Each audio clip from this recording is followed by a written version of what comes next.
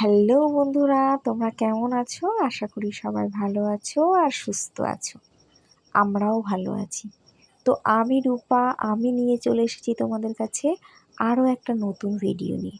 আমার নতুন ভিডিওতে তোমাদের সকলকে স্বাগত। তো দেখতেই পাচ্ছ একজন শুয়ে আছে, ইনি হলো আমাদের বাড়ির অতিথি। তো এমন একটা দিনে বিয়েবাড়ির নিমন্ত্রণ পড়েছে, কিন্তু বিয়েবাড়িতে না গেলেও নয়, অনেক দিন বাদে একটা বিয়েবাড়ি।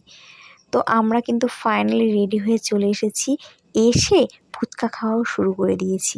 আমি, আমার বরমশাই আর শ্রীজা বাইকে এসেছি, আর অন্যদিকে শ্বশুর শাশুড়ি মা আর সৌমি টোটোতে এসেছে।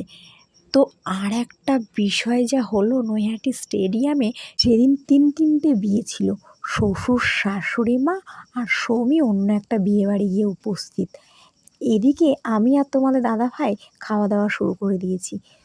তো তারপরে তো আমরা টেনশানে পড়ে গেছি, অন্য বিয়েবাড়িতে যদি গিফট দেওয়া হয়ে যায় তাহলে কি হবে। তারপরে তাড়াতাড়ি করে বরমশাইকে দিয়ে পাঠিয়ে দিলাম যে তাড়াতাড়ি ওদেরকে নিয়ে আসো। তো তারপরে চলে আসলো, আর দেখো এদিকে বিয়েবাড়ির ডেকোরেশনটা কি সুন্দর সাজিয়েছে। আরও একটা আকর্ষণীয় জিনিস, যেটাতে বাচ্চারা খুব আনন্দিত হয়, এদিকে সান্টা আর সং সেজে কার্টুনের মতো গেটের দুই পাশে দুইজন দাঁড়িয়ে আছে আর গান চলছে। আর আমার ছোট্ট শ্রীজা তো কি ভয় পাচ্ছে ওদেরকে দেখে আমি তো ওদের সাথে নাচার জন্য ব্যস্ত হয়ে উঠেছি, কখন নাচবো।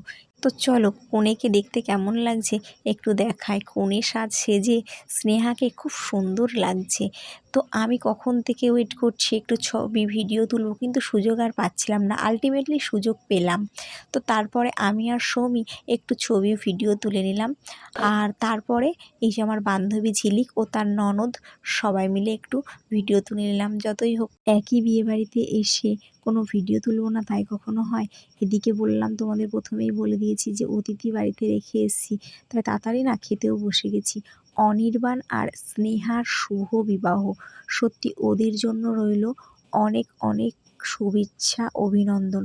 ওদের দাম্পত্য জীবন যেন সুখের হয়, এটাই কামনা করি। তো তারপরে শেষমেশ সৌমিও একটু ডান্স করে নিল, আর আমি তো জাস্ট নিজেকে সামনে রাখতে পারছিলাম না, তো আমিও একটু নাচ করে নিলাম। তারপরে বাড়িতে চলে এলাম। Tata, good night.